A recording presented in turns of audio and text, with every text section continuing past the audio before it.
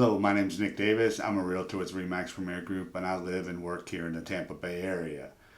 I know a lot of you are wondering what's going on with the market here in the Tampa Bay area. What I would like to do is debunk a few myths that have been going around, and I've been even hearing them, and I just want to help you out so that whether you're trying to buy or sell a home here, you'll know exactly what you should or should not do. So let's get started. All right. Let's start off with if you're getting ready to buy a house.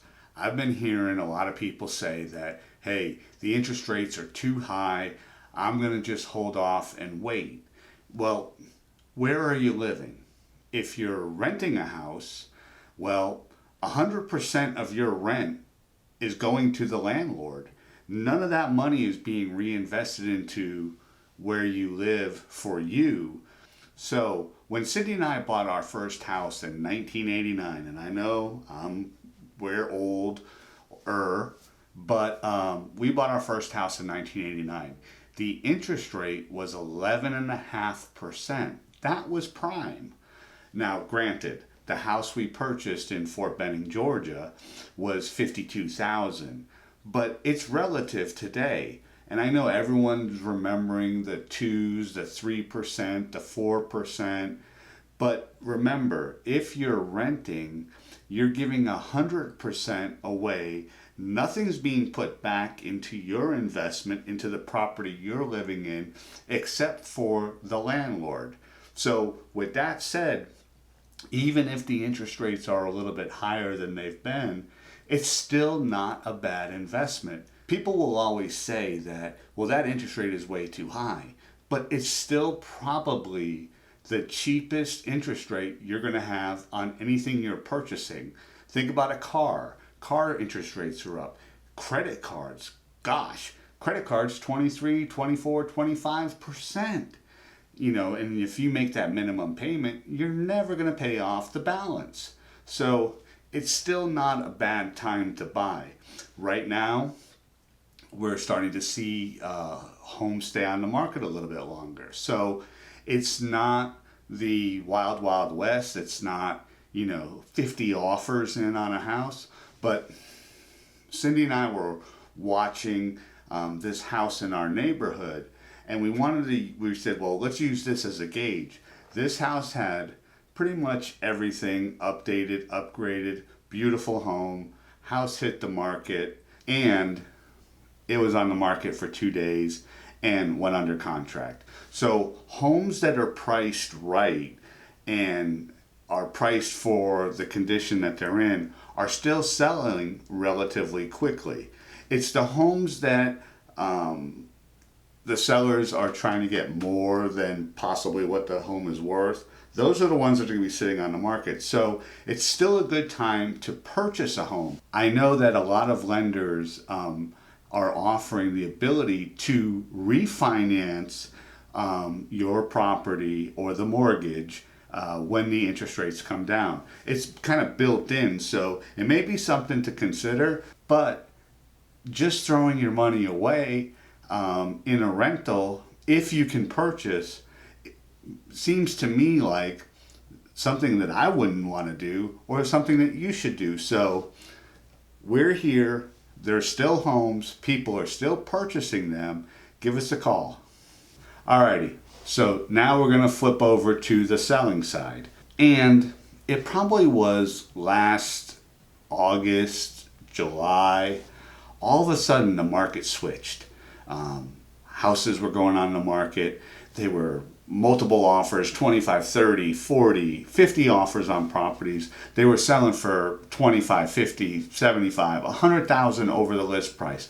And it was insane.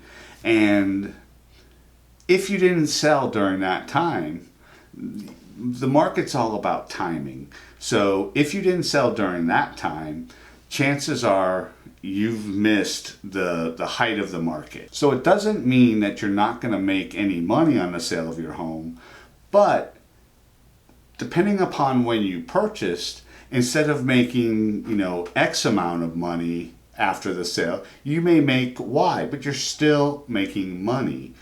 And I can tell you that our house in Tampa, we purchased it in 1999. it was 165,000. In 2006, it appraised for 425,000. Then in 2010, it was assessed at about 180,000. And then in 2017, when we sold it, it sold for 335. And here's the remarkable thing. The people who purchased it from us in 2017 sold it in December 2021 for 510,000. So here's one house, just one house, and you can see the ups and downs of the market, the volatility, the appreciation, the depreciation, just there. So, the market is always changing. Now, pricing your home in accordance with where the market is today. We have a property on the market. It is priced exactly where it should have been. The owner, we helped the owner purchase the home 6 years ago. And he said, Nick, we need to sell the house. Tell me where to price it. I said, this is where the sales are. Actually, the home is not needing things to move in, but there's a few unfinished projects. So we even took that into consideration and priced it in accordance with that. Well, the house has been on the market 60 days. We've actually just reduced the price, and with all the price reductions we've done, we've come down 50,000. It's the lowest price per square foot in the community. It doesn't need major updates or anything. It just needs some minor finishings in the master bath. The baseboards are missing where they redid the flooring. Like I said, it's very minor. And hopefully with this last price adjustment, we're going to get this house sold. But going in and, going, okay, Nick, you say price it here, and going $25,000-$50,000 over that, you will be sitting on the market for a long time.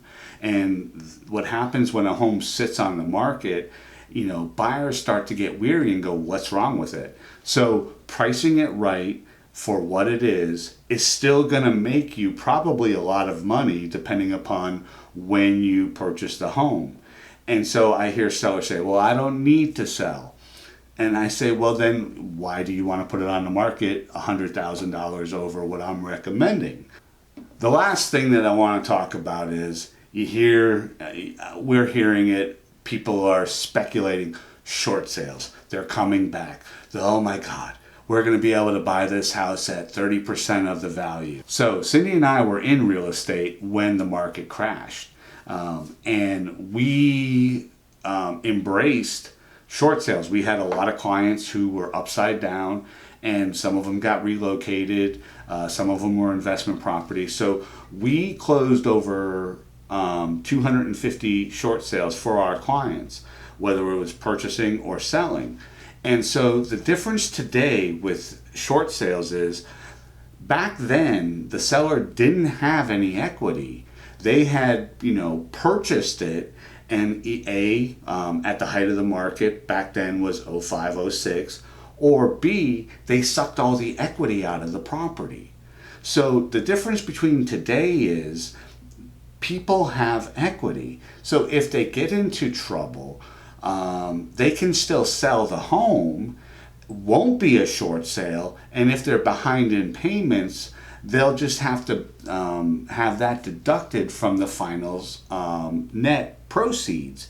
At the title company will just, instead of sending them a payoff of, say, $200,000 for their mortgage, if there's any late charges, attorney fees, and let's just say it's $25,000, they'll send them $225,000.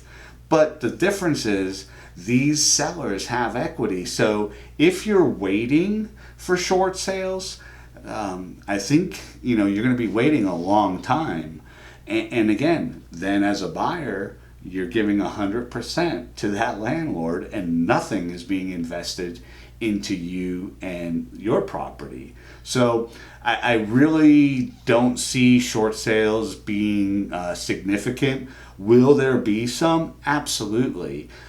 Because some of these owners, and I can speak for myself, every week we must get 3, 4 pieces of mail from different lenders saying, hey, your house is worth this, take out the equity. Even our lender sends us stuff in the mail, sends us emails, hey, capitalize on the value of your home. And yes, do we have equity in our property? Absolutely. Are we going to touch it? No.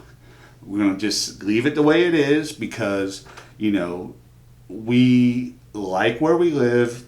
We really don't need to do anything else to the home. Yes, there's a few projects that we're going to do, but those are things we're going to do on our own, in our time, and just for our quality of life. So let's wrap this up.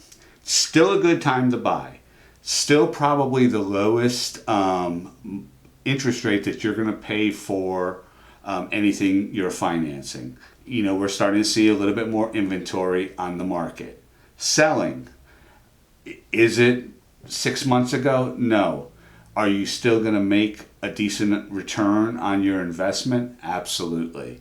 So price your home in accordance where it should be priced, and it's going to sell. So whether you need to purchase a home or sell a home here in the Tampa Bay area, just give us a call, 813-300-7116. Cindy, Nicholas, or myself will get back in touch with you and we'll get you on the road to either selling your home or purchasing your home here in the Tampa Bay area.